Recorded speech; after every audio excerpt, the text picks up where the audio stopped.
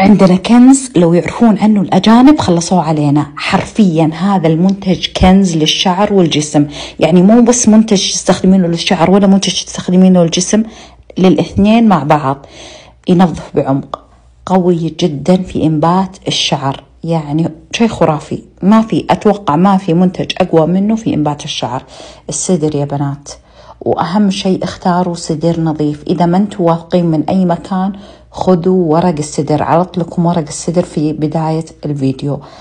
لازم يكون السدر نظيف، ما تحسينه في غبار أو في، يعني بعضهم يحطون صبغات، أشياء كثيرة تنضاف للسدر.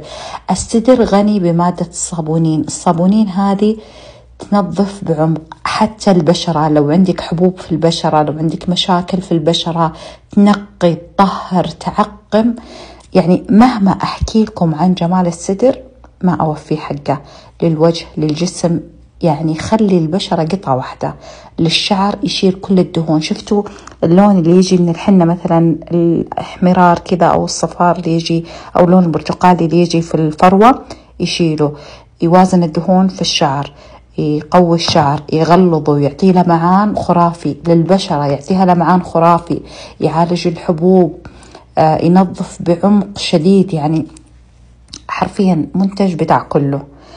فعليكم بالسدر، وترى عندي عليه خصومات وأراهن على نظافته وقوته وجودته. شوفوه في الموقع.